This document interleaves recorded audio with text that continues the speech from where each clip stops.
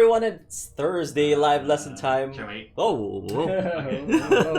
Hey, what's up, everyone? It's Thursday live lesson here on ukulalentheground.com. My name is Aldrine Guerrero, joined by Mr. Aaron, the voice, and Uncle Mercy. What's up, Aaron? What's up? And Mr. Kahai, the legend. For again, say what's up, Kahai. What's up? It is 7-Eleven. Go get your free Slurpee. Go. I did, and it was terrible. Nah, whatever. I love you, 7-Eleven. You guys ever want to sponsor us? Please do. Slurpees are delicious.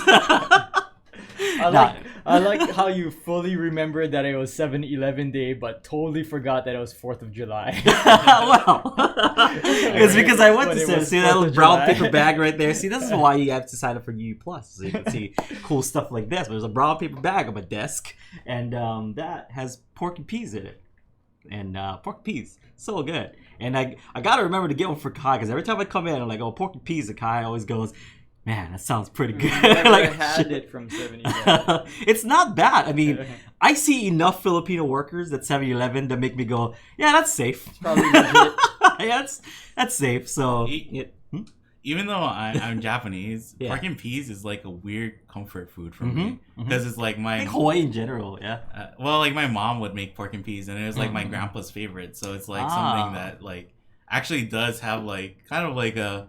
So when people bring up pork and peas, I'm like, oh yeah, nice. It does mean like a lot to me. What was that one Filipino food? I came here, and like your sister was here, and Sakira was here, and she's like, oh, what'd you get? And I went to that food truck that I got food poisoning from like a month ago. And Don't name names. Yeah, I don't want to say it, but what was that plate? I forgot what I had. But that's like comfort food for you guys too. Well, no, that one is just my sister. My sister loves that. Like, I forget what it is though. But pork and peas is like, because pork and peas is something that my mom actually does make at home. Nice. Like a I love Filipino pork food and that peas. most people in Hawaii kind of know how to make. Yeah. So if you guys don't know what we're talking, pork and peas pimientos is kind of or pork pimientos is what we call it in, or I guess not in Tagalog, but like amongst like my my Filipino community, we call it pork pimientos. But here, like people call it porky peas, so I'm like, what the heck is porky peas? Because I know it as porky pimentos, but ever since then I started saying porky peas, and people kind of understand me more. Because if I say pimentos, they're like, I've never had that. It's like, yeah, in every Filipino party, the pork with the Well, it does include pimento. Yeah, it does. It's just most people don't know that as part of the name. All right. So it's like 1:06 and we haven't talked one ounce of ukulele. So let's get started. How Thursday live lesson works is that we get any and all of the questions that we get throughout the week. May it be via email, via Ukulele on the Ground Plus, via live in person or whatever. You guys come to our show, ask us a bunch of questions. We try to remember it, and we try to answer it here, or I'll try to answer it as best as I can. And these two guys will give me their 2 cents, and they will come up with a super answer just for you as best as we can. All right? Because I don't know everything, but these two guys, if combined together, we're like the Voltron of answers, kind of. Right, Kahai? Yeah. If Voltron was only made up of 3 lions, right? Like there's 3 a lion head, Voltron. a body, and then like one The leg. legs. Like, it's missing a leg, and then it's Missing the arms. Yeah. Yeah, so we're like a T-Rex. We're just... We can't do the sword. Yeah, that's right, the sword. Anyway, so we still haven't talked to ukulele yet. Give me my first question, Kahai. This was sent into just our email. Okay. And it's from Glyphfool. I don't know how to say it. Glyphflugel? Glyphfool? Well, that's their username. Oh, okay. So, but they said, the Ukes I have started to get a shiny patch on the upper bout near the fretboard. My guess it's due to strumming and my fingertip making contact with the top of the uke. Yeah. I'm pretty conscious of wiping down my uke when I'm done. Is there a way to get rid of the shiny patches, or is this a common thing with playing a wooden instrument?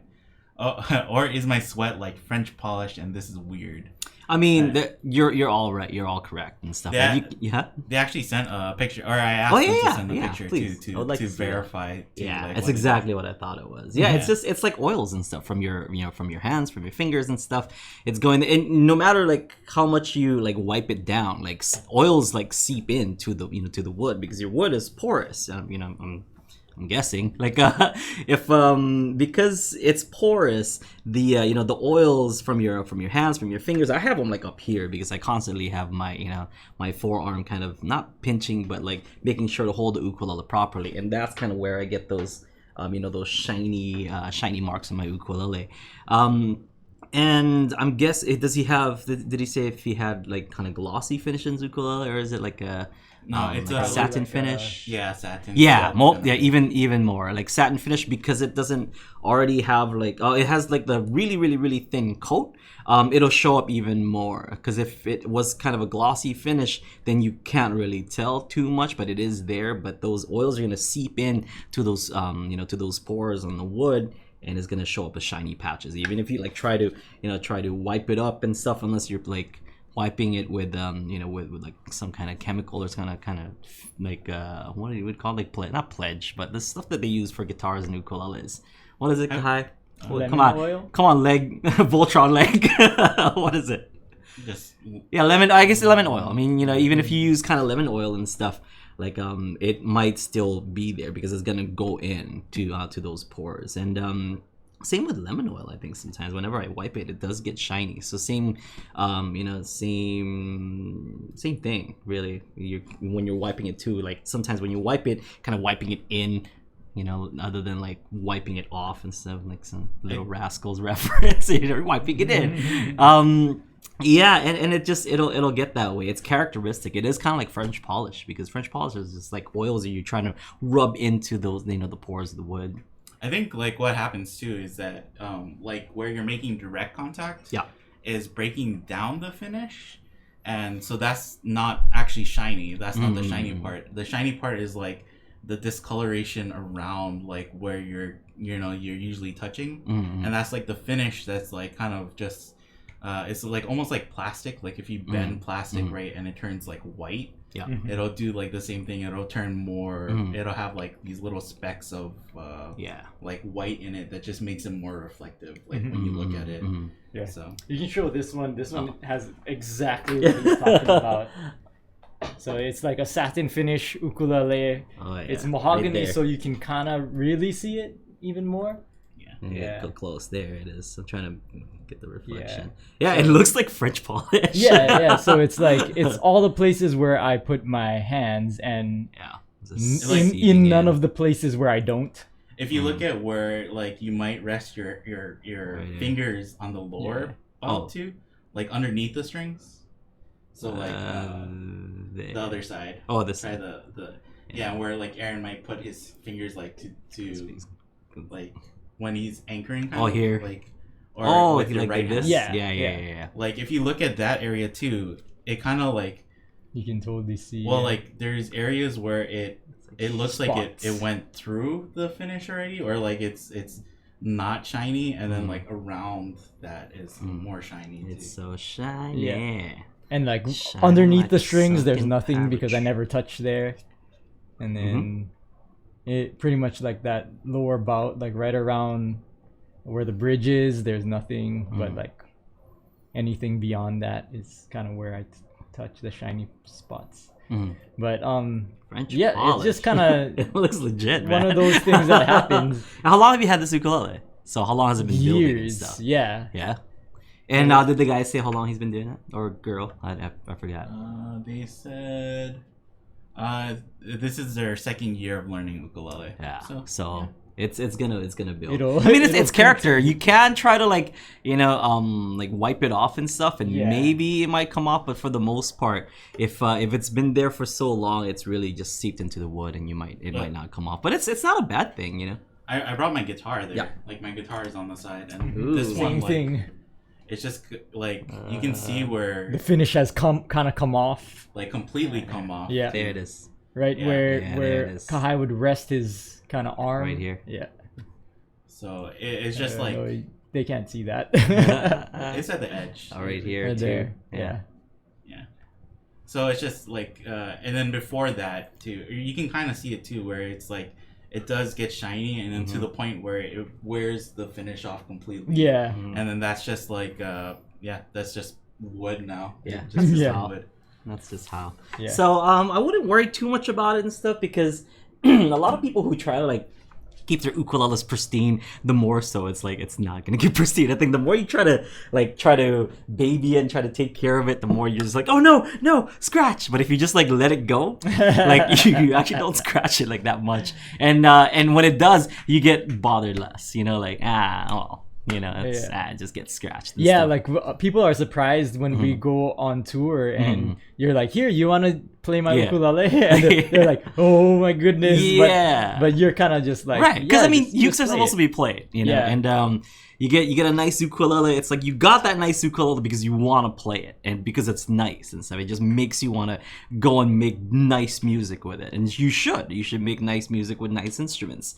And and I really do believe that, and I feel like that nice instrument could get even nicer with just with playing it more. And we've discussed it here in this show. Like the more you play your ukulele, the better it'll sound. Because I'm guessing nice, if your ukulele is nice, it's gonna be solid wood, and that solid wood is gonna get even nicer. So it's not gonna sound better if you don't go and just beat the crap out of it, really, because that's how you're gonna get those. Not like full on, but, but like.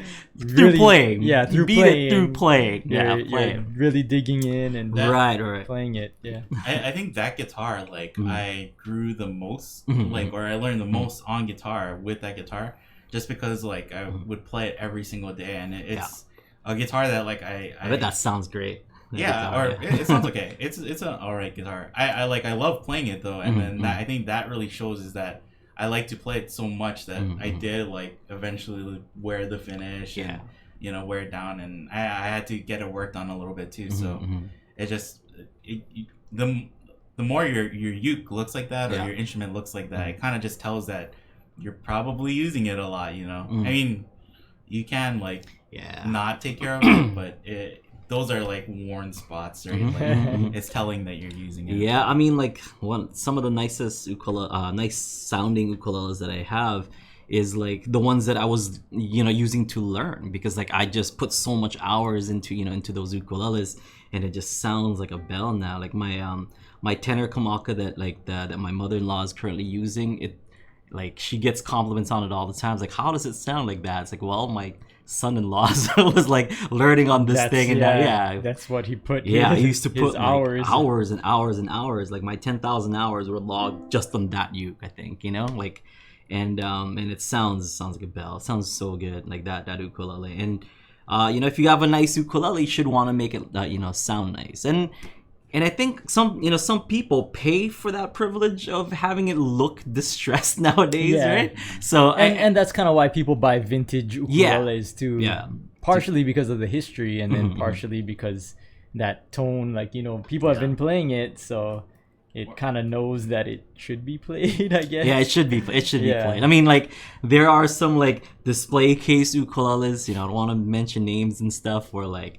Yeah, maybe you should just keep it on the shelf. Like, it looks really nice. Beautiful. It looks really nice. Yeah, but most of them, it's just like go play it. It'll sound even better if it looks nice and sounds nice. It'll look and sound even nicer. Like the more character it has, because that's what it is. It gets scratched up, it gets like shiny and stuff. It's just character. Because if I see your ukulele and I see it, you've been logging some hours in this thing. That's probably what I would say. And for me, that's impressive. It kind of looks like French polish anyway, so it looks pretty slick. I like French polish. Interesting look. Lisa in the chat mentioned Willie Nelson's guitar, which Trigger. we've talked about in a previous podcast. So it's character, and it probably sounds fantastic. The people who are new to instruments too, I think everybody kind of like hears about Stradivariuses, right? Like how they're so expensive. But then a lot of times people who are new to music, like they might think like, why is this used instrument so much more expensive than a brand new models that are coming out? But it's just like, well, that's probably the last, like one of the last, models still available like out there. It's like $1 million violin, right? Like a Stradivarius. Strats usually they start at $1 million. And then they go $1 higher million violin. And for I'm not a violin expert, but for those why they're worth so much is because like that wood that Stradivari used to make that violin no longer exist, because like those those trees like had to go through like the harshest winters and whatever, and it was just like conditioned so that it would make this like perfect like sound, like soundboard, and it's awesome. And it's been like and it's probably his craftsmanship too. Yes, of course and stuff. But a lot of it is like material. You can't get that material anymore. There's like some mythos to like Stradivarius too, where I don't think he marked them like with his, so like some of them like people are kind of like they're not sure if it's his, but it's like so telling of how he designed it that they're like, we think when you play it, it's like probably and then like there's even a period too where they say it's his golden period where he made his best violin. But if you get a violin before or after, it's probably a little less, like they're still excellent violins and they're still gonna cost like millions of dollars. They're not just for the name alone, right? But if you have one that was made within that time span, it's like worth even more. There's like a good video where they these professional violinists they went and they got like a kind of like a smorgasbord of Stradivarius's. Where it's like how getting so one is like just to be in that room. It's like a special company that does like sell violins, so they got that. Wow. And they tried it out, and then like they also did a test where they would turn their backs and somebody else would play it, and you have to guess which year it is. That's crazy. But they said like it's so different even from year to year that it's like crazy that like you can tell when this one wasn't like made in the golden era because it sounds so good. So. The only time we've ever felt anything like that, Aaron and I visited Pennsylvania, like when we went to the Martin Company. Went to the Martin Company, and Martin, I guess, keeps one of every guitar that they, that they make, and they have a vault with every single guitar that they've ever made. And we went in that room, and it's like, I know they're all in their cases, but I feel like this weird energy in this room. And I've never been that guy of like, Mercury's rising, or whatever. I've never been that kind of spiritual guy. But like when I went in that room, I'm like, there's the mana. There's the mana.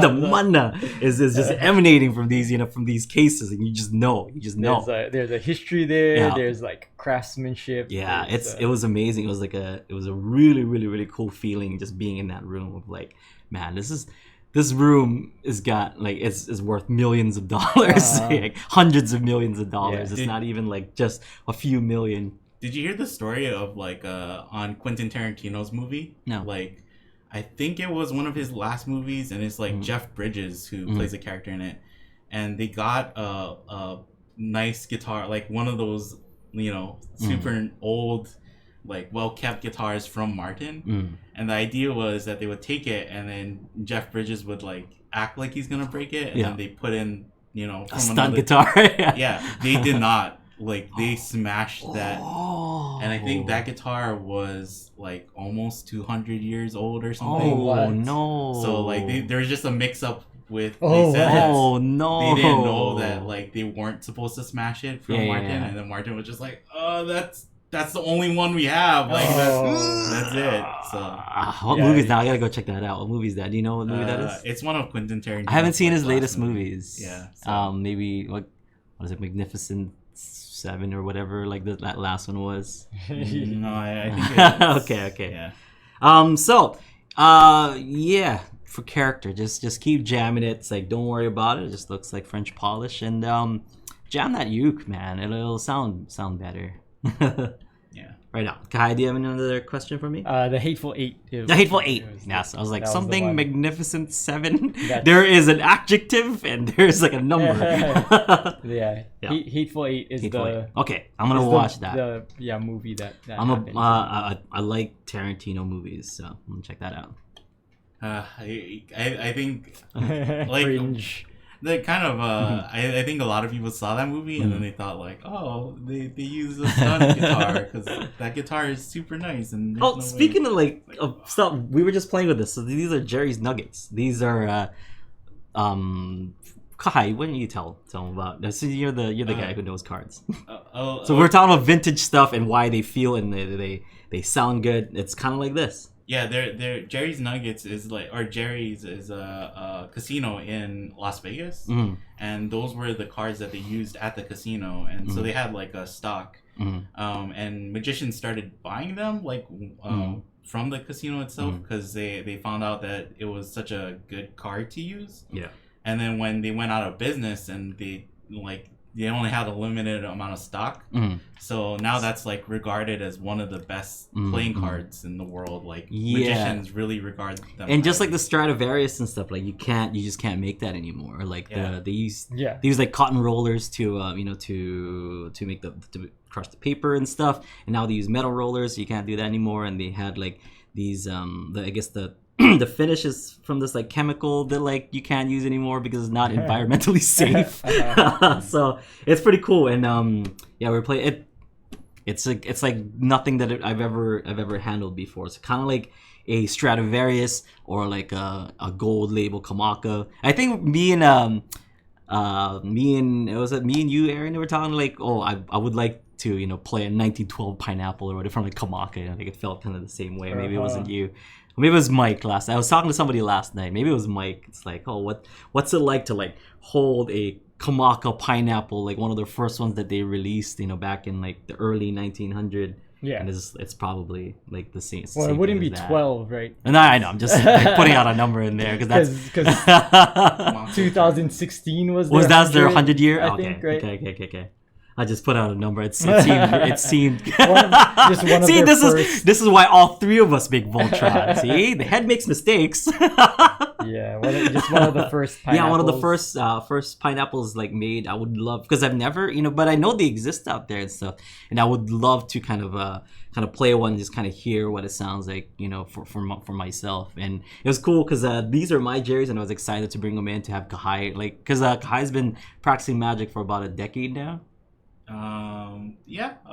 Seriously, yeah. Like, since high school. So it's one of those, like, it's kind of like the equivalent of if I played a pineapple, like from them. It's like, but the thing is that these Jerry's are open. It's not. Like, it's used. It's a used kind of like a used pineapple. Yeah. But I don't know if anybody would with used pineapple, like original pineapple, would let you play, knowing the way that I play. I mean, I'm nice to Ukes that aren't mine.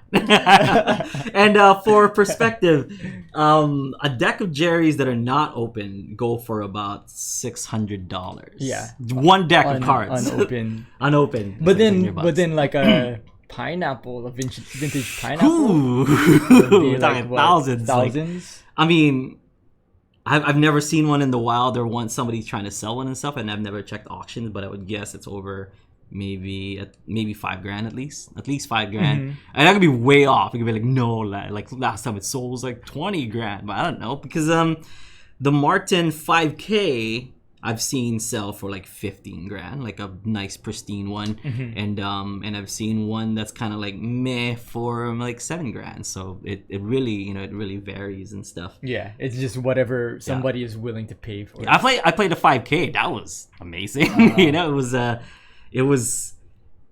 was as advertised. There's a lot of mana in that 5K ukulele. And it was really good. It was one of the music stores up on Oahu. I forget which one, but it was a music store up there, and I was like, "That's a 5K, right?" They're like, "Yeah." I was like, "I don't want to know how much it is, and I'm telling you right now, I'm not interested in buying it at all. But can I see it?" They're just like, "Yeah, sure." Yeah. Well, Lisa in the chat said that there's a gold label pineapple on eBay in Japan for $8.99, but we're not talking about gold label. We're talking about because gold label is from like 60s on, like 1960s. Original pineapple, or like the painted pineapple. There's like they paint it and it looks like a pineapple in the front. It has like what do you call those? Like we call them eyes, like the pineapple eyes, on the outside and stuff. It has the eyes. It's pretty cool. Yeah, it's one of those bucket, like 5K, and it's maybe not bucket list, it's a unicorn for me, It's like an original like Kamaka pineapple, and like a Martin 5K. It's And like not it's even a- to it's a own, unicorn. just to yeah. touch I just it. want to touch it. I just want to play it one time, Yeah. maybe like strum a song or something, you know, Yeah. like not necessarily something like Bandito Tyler-ish, but something more like softer because I don't want to ruin the thing. But man, I would love to just like play really nice ukes. Yeah. So if anyone out there is a 5K, bring them to the next show that we're coming to, and I'd love to check them out because I'm not fortunate enough to have one. But it's one of those. It's a unicorn. I would just like to ride the unicorn. I don't want to own a unicorn. Just want to see it and then pet it, maybe. You know, like wow, it's a And unicorn. watch it fly away. What do you guys' unicorn instrument I don't was? know. You have an instrument unicorn? Mm, Kahai, not do really. you? I enjoy cheap instruments. so if I really want it, I can just get it. Yeah. That's true. That's Like true. I like melodicas. Do you have one, Kahai? Fluke ukuleles. Series 1 Fluke. First edition. Yeah. I mean, the one that I have It's pretty early, yeah. is not super early.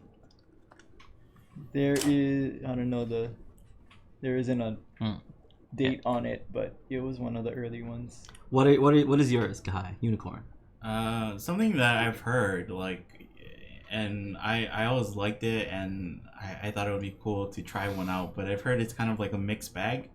Is Gibson hummingbirds, like, or just the acoustic, right? Yeah, their songbird series. Like, I've heard that there are some that are like amazing. Some guitars, some hummingbirds and some songbird guitars that are amazing. And I've heard that some that are just like, oh, they're not that great. Yeah. So it's kind of like one of those things that I guess like it's, it's interesting because it just depends on kind of which one you get. Yeah. Yeah, I've played a hummingbird, not like a not a vintage one because they still make like hummingbirds and stuff, I believe. So I played one. And it sounded kind of dead. It seemed like there was like a lot of fanciness like on the on the guitar itself, and all that fanciness kind of deadened the sound. But I could imagine like if it was if it was a good one and then like a vintage one and it sounds even better. So maybe it is like kind of a hit or miss with those things. Yeah, and I think for guitars too. Now it's become such a thing where it's like people just collect guitars, not for necessarily for the sound or for playability. Yeah. So it's like hard to tell if a guitar's value, like the price that they put up, is because of maybe who played it. Like because there's famous musicians who sell their instruments and stuff, and the prices go up, or if it's for because it actually is like this is like a vintage. Like a vintage telly that they don't make like anymore. a no-caster, Or, I think Mike was telling us too, like Gibson moved factories, and before they moved factories, like those electric guitars are like sought after. Yeah, and people really want those guitars because, like, before they moved factories, all the factory workers knew what they were doing and created like really good instruments. Yeah. So. Yeah, there's I mean those are my ukulele unicorns and stuff. Like guitar wise, I would like to own like a no-caster, and or play, not even own. Okay, sorry, just play a no-caster. I want to like just know how it sounds like. I would like to play a vintage curved Selmer soprano saxophone. That would be pretty sick. A guitar, like acoustic guitar wise, like an old like D15 from Martin, maybe like a dreadnought and stuff. Man, there's so much. I have so little time in this world left to play so much instruments. And that's how I want to spend the rest of my time here on Earth. I think just play some beautiful music. Something else too that I wouldn't mind like trying out is Taylor had baritones for a little bit.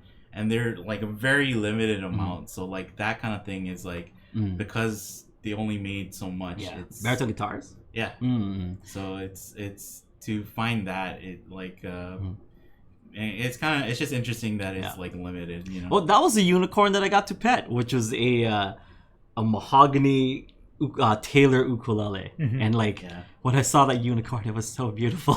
It's like I played it, and it's like, yeah, you sound like a magical creature. Well, like that instrument is like you played it, right? Yeah. Did you play it? Yeah, and I think both of us like we enjoyed it because it just sounded so good. Right. Yeah. And we're talking about like the mana, like the power just emanating from that thing, and it's Well, like we played it when it came out, like that year. Was it like Yeah, so you can just imagine if somebody actually plays it and gets older over the years, man, how good it's gonna get. So good.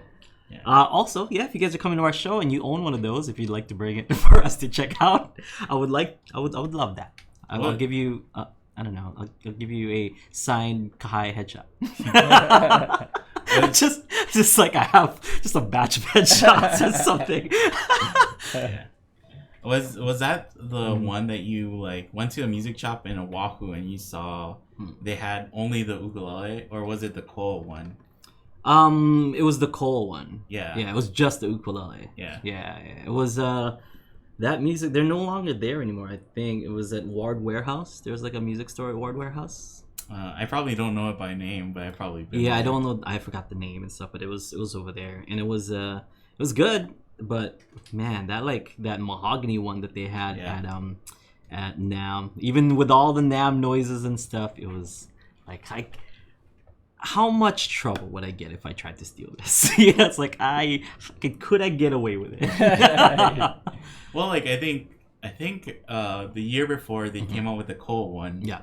And it's like, okay, I can see why Taylor is doing a Cole ukulele, and it's like, oh, it's pretty good.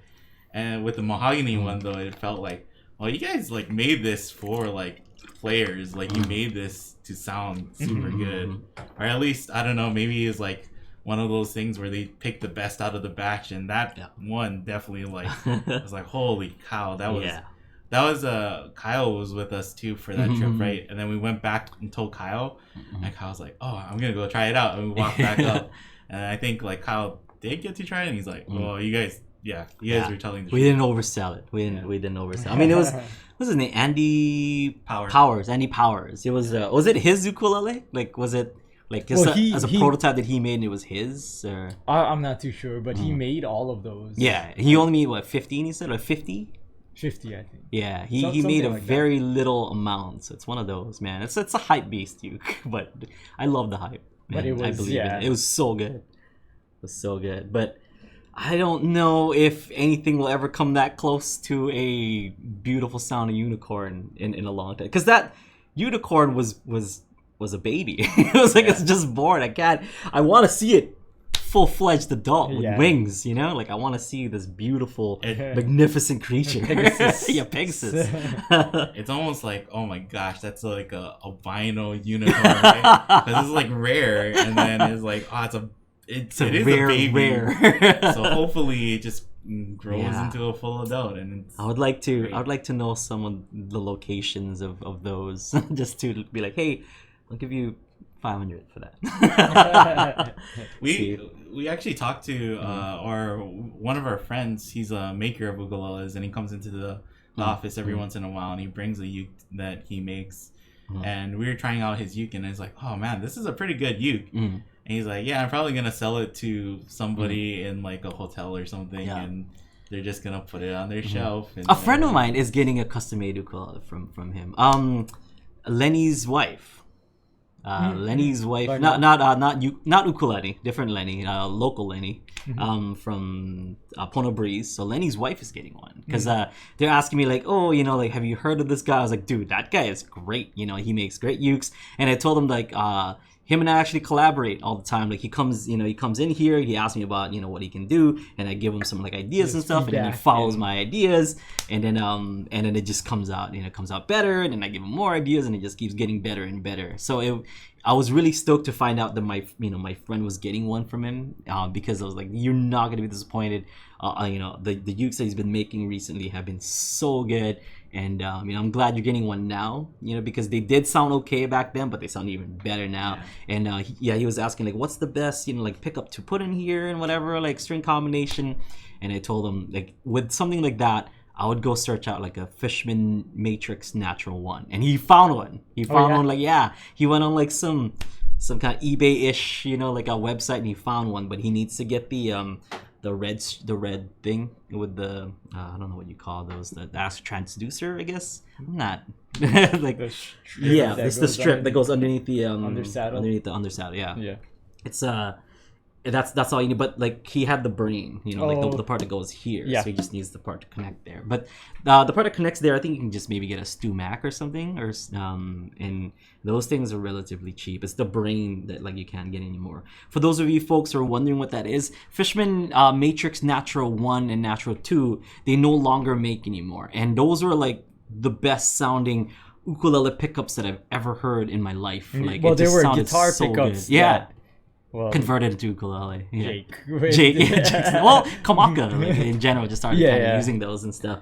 Because I had a natural one in mind, like when I asked them to put an active pickup in it and stuff. And really some of the best, like, and just like with what Kahai was saying with the Jerry's, like some some magician just like vintage episode. I guess so. About vintage like, everything. Like some magician just bought out like a lot of the Jerry's, and that's why they're super expensive now. Jake Shimabukuro bought like the last however much of the supply of that Fishman had. He went to Fishman's like, I'll just buy the rest of them. You guys no longer make this and stuff. I'll just buy the rest of your stock, and that's why like nobody can buy them anymore. Yeah, Jake.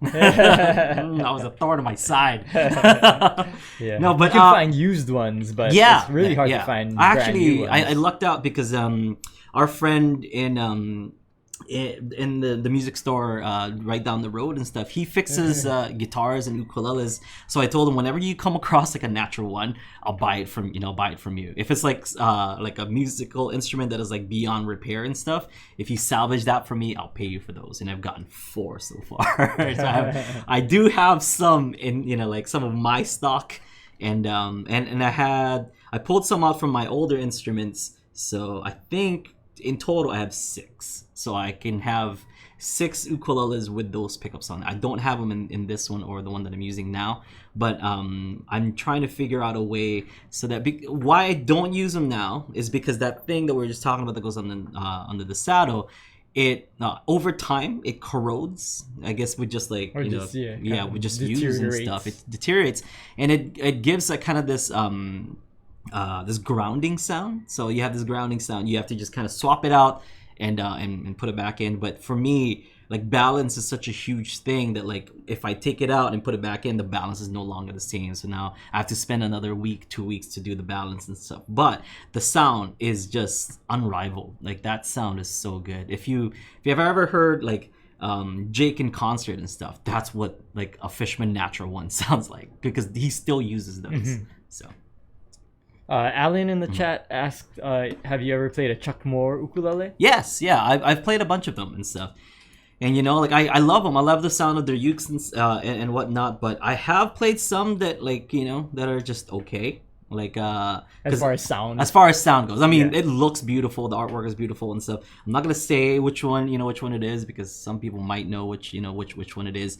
And that particular person who owns that has been kind of like, I don't know. I've heard of like better ones and stuff, but this one for some reason, like it's just, I don't know if it's a lemon or whatever, okay. But yeah, it's just okay. Yeah, just okay. But I've played, say like Matt's one sounds really good. I've played a bunch of different Chuck Moores, and they're usually good. Really, yeah. Really good. I mean, if it's good, it's really good. Yeah. So that's why I was like, what kind of happened with this one? Maybe it was like over whatever, like, because he likes to put a lot of like inlays and beautiful artwork in it. So it's really just artwork. So these ukes go for like over $10,000, I believe, right? For one of those now, because he only makes so much a year. Amazing inlay work. Yeah. One of the best, if not the best, like inlay, like ukulele inlayer, like in the game, right? Yeah, I think he hand makes them. Yeah. Have you ever played DeVine? Yes. Yeah. What do you think of the DeVine? DeVine was okay. Those are expensive too. I played Chemos. That's like one of those like sought after kind of expensive ukuleles. Yeah, it's okay. I mean, it sounds great and stuff, but a lot of these ukes, like I don't know if I would, if even if I had like the 15 grand, like to spend on ukulele and stuff.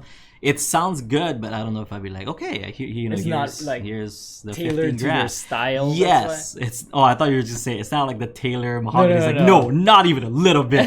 just got homemade horns on it. It's like a really, really, really nice horse with like a like a prosthetic horn. It wasn't a legit unicorn.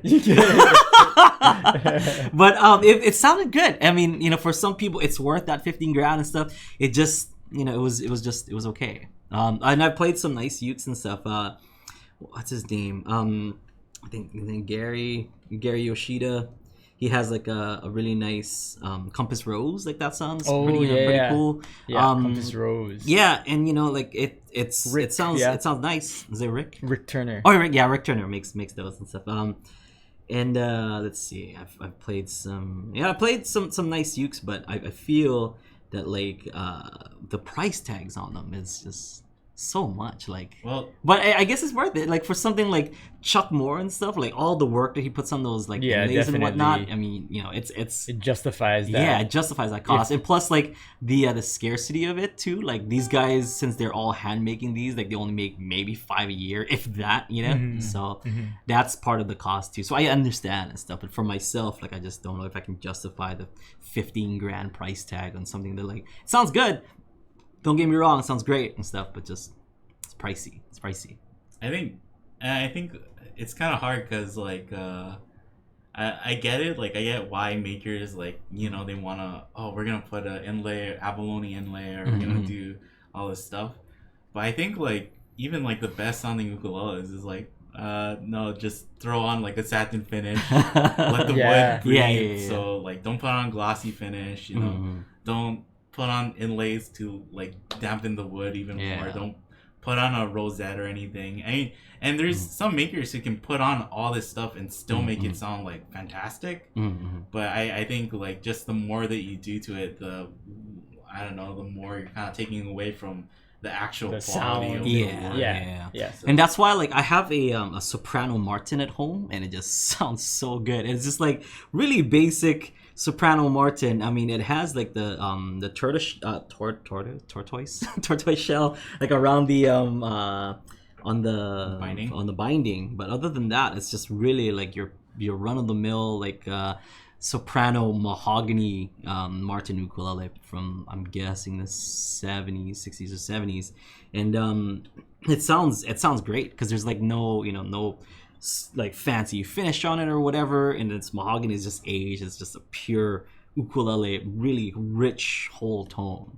Yeah, that's the background that I use for The Simpsons. I'm like, this needs to go somewhere. So for that one, I use that for recording. Yeah, for recording for that soprano, and I have a super soprano from Kanilea. So the super soprano was playing all the lead licks and stuff, but as far as like the strumming, the background stuff that I was doing for that track, it had to be that Martin because I knew I needed that like that whole tone, and sounding really ukulele. And it's just unfortunate because sound. Lauren Bouchard had had a different sound in mind because he wanted it to sound, I mean, you could tell the difference between like the recording of the Bob's Burgers theme and my recording. Because my recording, it sounded like that really rich, like that really rich tone. But he's like, it's gonna sound weird when we transition from The Simpsons to the Bob's Burgers. So he EQ'd it again, like to make it sound kind of tinny. Because, that's what the Bob's Burgers theme sounded like. So I was like, like it killed that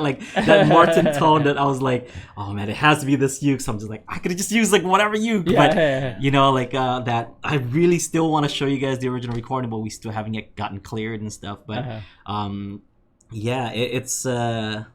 it's one of those just for recording wise. Like I really want that, and a lot of my recordings that I put out, it features that Martin. So if you guys hear some of my albums, that Martin is playing in there. Lisa in the chat asked, have you ever made your own ukulele? Yes, I did. Actually, yeah. I don't have it with me anymore. I gave it to my father-in-law because he was like, oh, how much do you like kanileas or whatever it costs? Like he wanted like, a nice like kanilea. I'm like, you know what? I have an ukulele at home that I made, and I'm not playing it. It sounds great, like I've made one with this guy named Francis Takahashi. He's from here, from Kauai, so you've probably never heard the name. You're like, oh, who's Francis and stuff. But on Kauai, he just kind of he does surfboards. He does surfboards. Francis does surfboards, right? You know Francis? Not personally, but Yeah. he used to work at the school, right? Yeah. He does surfboards and stuff, and he kind of got into like ukulele making, and he's like, oh, why don't you come up and make an ukulele? So I made an ukulele with Francis, and I basically just took my Kamaka ukulele and I just like traced the thing, and we made it exactly like it, but with like a flat headstock, because I really like those Martin style flat headstock. And I think I've showed it, on this show like a long time ago, before it was called the Thursday Live Lesson. I feel like I've brought it in here before, but it sounded great. It's Kauai Koa, Koa from Kokee, and it was cool. And we did French polish on that thing, and I didn't know like what French polish was. He's like, okay, just take this and just keep rubbing it in Forever. And then, forever. And I came like 3 weeks in a row, and all I did was like the first week was just sanding. It was just sanding the thing. And then he's like, okay, come back tomorrow. I was like, come back tomorrow. I'm like, okay, cool. So where's the finish? He's like, no, just keep sanding. There's a bunch of imperfections still. I was like, okay. So after a week of sanding, I was like, oh my god, am I gonna sand again? He's like, no. Here now you do this now. I'm like, what? Yeah. 2 weeks of that straight, and it's just like, oh man, like. That's why those like handmade ukuleles like cost so much, right? Because like, those guys like put a lot of love in there. Yeah. Especially if it's like only them. Like our friend who makes ukuleles, like we know that it's mainly only him. Like I think maybe his wife and son might help occasionally, but usually it's just him at his shop, like applying the finish himself. He did say that his son's taking kind of like interest in it, right? Oh, I don't know. I thought he mentioned that last time he was here, but it's really cool. I mean, I wish I could show you guys, but it's with my father-in-law now, so it's in California somewhere. But he plays it, he jams and stuff. He's a guitar player, but he kind of wanted to play ukulele, so he's kind of jamming that uke, and I guess it means more to him because I made it instead of just like him going to go buy a kanilea or a kamaka and stuff. Not saying that don't go buy kanileas or kamakas. It's just like, oh, here's something even more special, like this is one of one. I've only made one ukulele in my life. It was there, and it sounds actually pretty good. You guys have played that uke before, right? That sounds pretty good. It sounds like my kamaka, to be honest. Like it's the way we built everything, the bracing. Like I made like a bracing pattern on my own because Francis was like, how do you want to do the bracing? You want to do a fan bracing? And I was like, you know what? I'm just let's try something. And he's like, what do you mean? He's like, let's just draw something out. And we're just drawing random. And he just made that random pattern that we made. And it's like, this works. This works. It sounds pretty good. Yeah. I don't even remember it, but it wasn't fan. It wasn't none of that stuff at all. It was like super like out there, like very alien looking, and it sounded pretty good. I like how it sounded. I like the French polish that we did on there.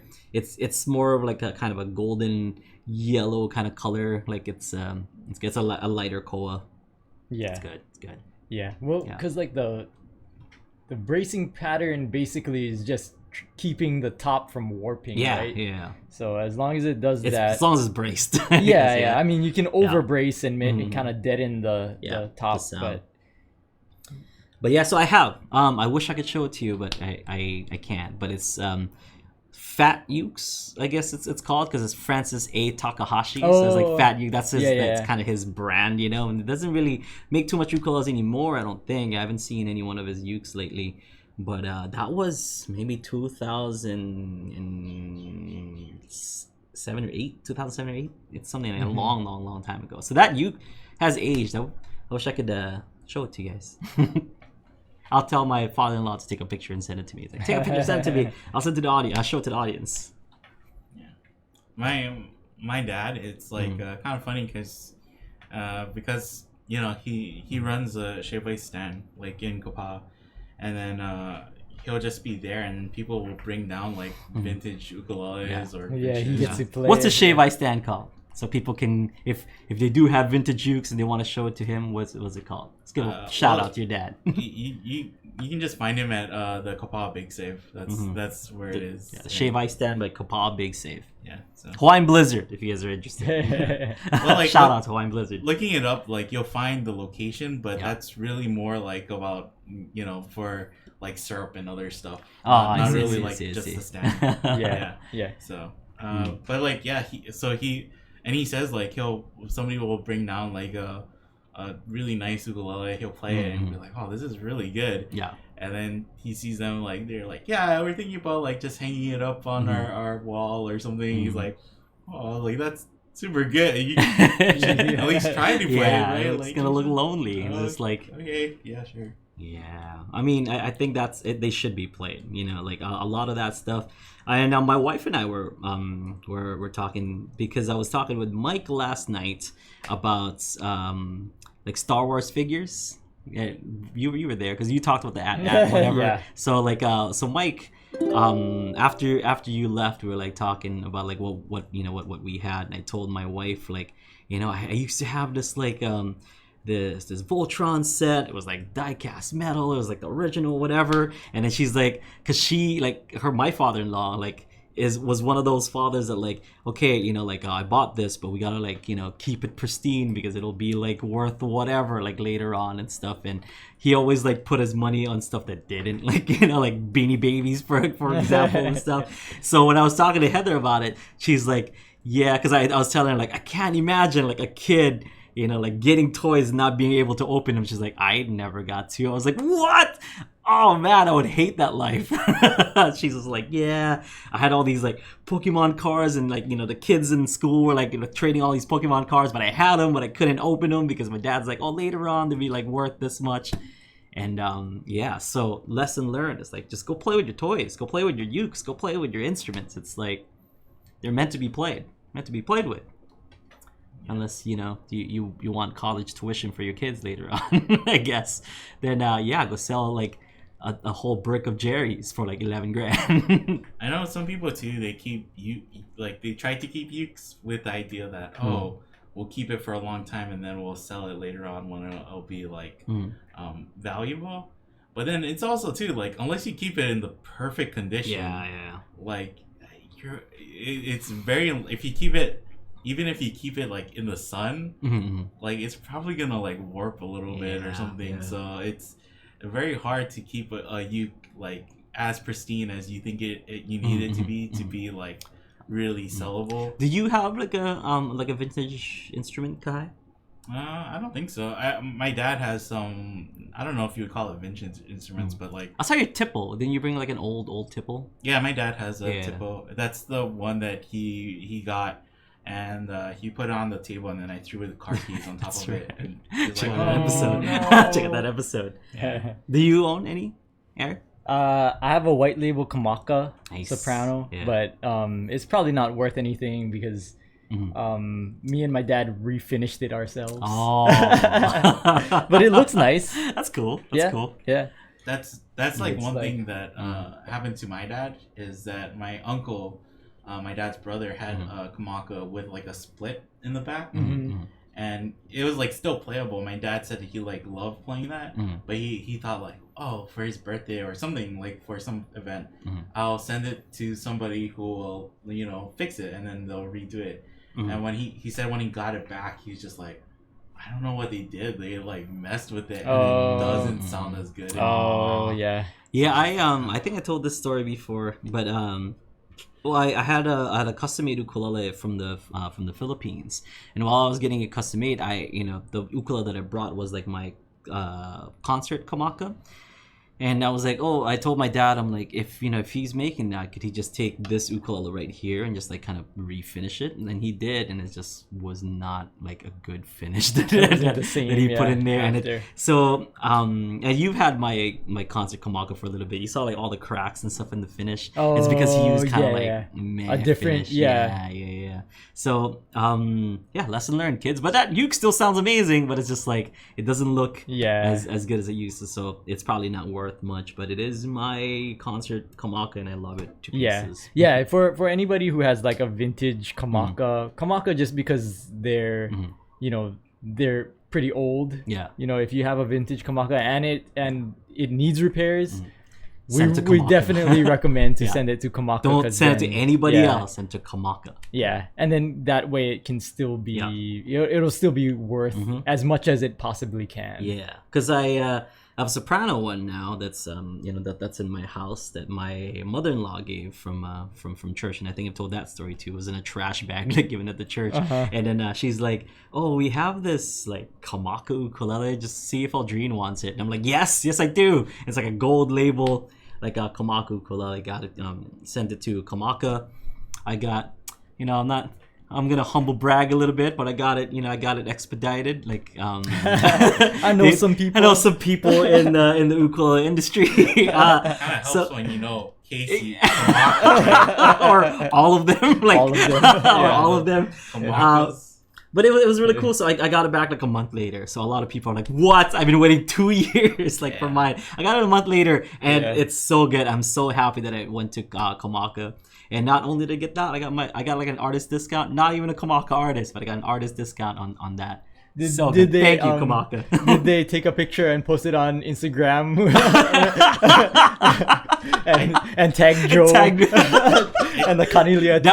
That was a while back. I mean, I was already dating Heather, so that means like I was already like sponsored by Kanilea. But it was it's not like something that I use, and Kanilea is really cool. With it. I mean, they do like kind of give me a hard rub every now and then. We're like, oh, I just go use that then. They do like bust me for it every now and then. But it's cool, and Joe, as an ukulele lover, like he knows that like if it's like a vintage Kamaka, it's do it right. Do it right. You know, so it's awesome. I love that uke, and I think I brought that in here before, and. If you do have a Kamaka, you want to get it, it's worth the wait. If it's like just okay and you weren't really playing around with it anyway, just send it off and you'll get a nice surprise in like two years. So in 2 years, like, oh man, I totally forgot about this. And here you go. It's like pristine, perfect like vintage Kamaka. It's really good. So I suggest it to everyone. Go and get your Kamaka worked on if they're accepting.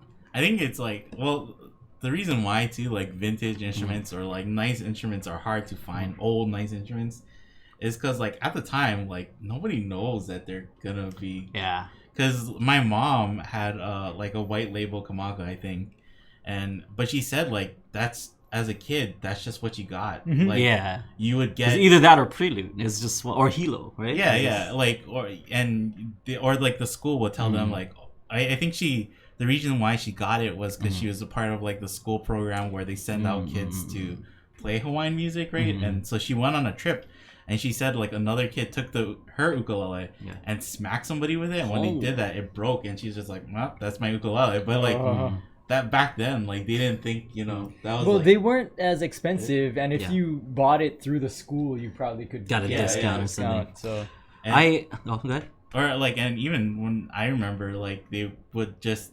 Like all the ukuleles that we use were like Kamakas too. It's like I would not think about giving like under 10-year-old like a Kamaka now. I was like, whoa. I have a horror story from high school, and I think I've said this before and stuff. I wasn't treated the best in school or in high school or elementary school and stuff. I was a little bullied, and even like when I was kind of starting to play ukulele and stuff, like a lot of people would tell us like, stop playing, shut up or whatever, do whatever. This one kid, I'm not gonna name any names and stuff, like he took and it was the concert Kamaka that I'm talking about. He took my concert Kamaka, and this is one of the reasons why I had it refinished. It's he took it and he kind of used it like a baseball bat, and some other kid like threw a rock, and Like he used the back of my ukulele like a baseball bat to hit that rock on. There's Wait. like this huge dent on my ukulele, and I'm still kind of salty about it. Yeah, but I mean, you weren't like a little kid. No. I And then- mean, I was bullied till I was. I mean, Yeah. I don't want to, Yeah. I don't want to say that. I don't want to relive it either. But like someone took my ukulele, that was and I just maybe like middle school or something. No, that was High That was school? high school, Oh, and I know exactly dang. who did it, and I know what Wow. grade. Yeah, it was high school, and it's just like So I couldn't do that's anything kind of because, like you know. they should know better. Yes, You know, yes. like at that age, Yeah. like That's why, that like, wasn't just playing around. That was, like, I don't carry too much grudges and stuff, but that guy came up to me like one time and like, no, I'm not doing anything for you. You know, do you remember when you did this? And he's like, oh, dude, that was so long ago. So I'm like, hey, that's not that long for me. Like that seems like it was just yesterday. So I've never done that to anyone except for that person. Just one because person? One person. Yeah, It was like- I'm not a hateful person and Yeah, stuff. yeah, I don't carry yeah. grudges, but that was a little bit too much because that yeah. traumatized me. Man. I kind of have a similar thing. It wasn't like a bullying thing Yeah. though. It was just like a classmate, and for our band program, like Mm. I brought my own trumpet. Like it's actually Kira's trumpet. Kira, and then when she moved away, she let me use it. So I would just bring my own trumpet. Mhm. And this one kid in our class, like he didn't have his trumpet or something, so Mhm. I wasn't there that day, and he took it out for like marching. Mhm. And he spun it, Mhm. like he was spinning the trumpet, and then he spun it, Yeah. and it fell on the Ooh. mouthpiece. Oh, mouthpiece. Oh, So no. it jammed into the body of the trumpet Oh. itself. And you couldn't pull the mouthpiece off anymore. I couldn't, and then even when they tried to, like they Mm. would heat up the metal to expand it, and then try and pull it out. Yeah. It was like stuck, and then it just Oh. like made it worse. Oh, too. no. no. It just fused. Yeah. But that was like one of the things like that. Uh, Like I let that kid use my trumpet before, and then Yeah. like he just thought like, oh, it's okay, I can use Kai Yeah, trumpet. just Like like- he's not Yeah. here for today. Aw. one of those freak accident kind of Yeah. things. Yeah. So I was like, whatever. Yeah, so so sorry to end in that note and stuff, but it's just like because he's talking about his mom's come on, I was like, I have one. I don't know if I should tell it, but I should just tell it. Yeah. I don't think I've ever told that It's a story sad before. story. Yeah. It's RD, if you're watching, you know what you did. You know I what think- you did. Yeah. I- You know what you did, RD. like with any kids, I feel like even like older kids, Mm. like it might be a better idea to not have your best instruments out. Yeah, I mean, but like I took it to school, and I always tell people, I give people the same advice and stuff. Like if you're a kid and stuff, and you want to learn, as much as possible, like take your, Just take have your it ukes, wherever with you are. Yeah, Yeah. because I mean, regardless of all that stuff that happened, of all the bullying and stuff, I still like brought my ukulele. I still brought that ukulele to school. I still jammed it. I never let any of that kind of get to me. I never let any of that make me stop playing or or discourage me and stuff. I still play because I knew one day that like I'll be talking about it in a podcast. Making a living off of it. But it's like it was one thing that I loved, and I wasn't about to stop doing what I love just because someone was being mean and stuff. That's just not something that you do. I think you keep doing that, like to kind of show Yeah. the person who's being mean that like, hey, you're not gonna stop me from doing this. So yeah. It's lesson learned. Lesson learned.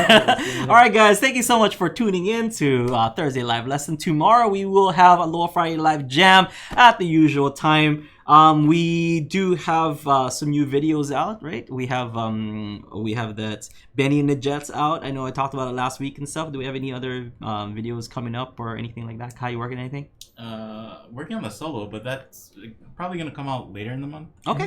Next so week that's- we'll probably have the challenge video Okay. up. So yeah, a lot of people are looking forward to those. Like Yeah, every time I this one talk, took a little longer than usual. oh, because it was the Yeah. oh, okay. It was a lot of I don't want to editing. spoil the yeah, it was a the lot of thing. editing. It's weird because a lot of my friends like talk about that, like, oh, I watch your channel and stuff. Like, oh yeah, so like, what song did you learn or whatever? Like, no, I saw you trying to figure out that 16-year-old kid song, whatever. It's like, it's always that particular video every time like I talk to someone, and I was like, yeah, but we come up with some teaching content, watch that. It's like, no, I just wanted to see if you'd fail.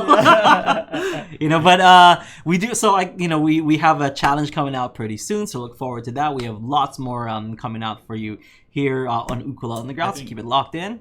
Like I think when we go up to San Francisco, like that Friday, Yeah. because we're leaving on Friday, we're not gonna have a jam then. Ah, okay. But I think we might be able to put another video out then too, Okay. since Okay, we're not okay. gonna have a jam. Yeah. Like, So we have something loaded that. yeah, we will have Thursday live lesson though, because I don't think we leave till Yep. Friday. Do you guys know what time we leave Friday? Like in the afternoon. It's like Okay. well, It's not too bad. Yeah. But The well, I Thursday guess one. we're gonna have In and Out for dinner that night. That Thursday before we Yeah. leave is actually when we do our songs too. Okay. So, Okay. that should Yeah. be- I've been working on it. It's done, I guess. No. I already admitted I'm a bad student. I've thought about working on it. Well, I didn't have anything when it was due. I only had something after I was given a week extension.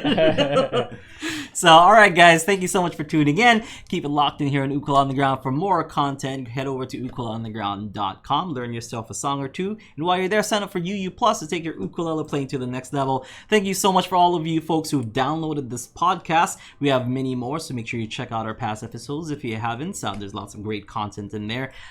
Thank you, everyone, for supporting us. Mahalo, and we'll see you next time. Aloha.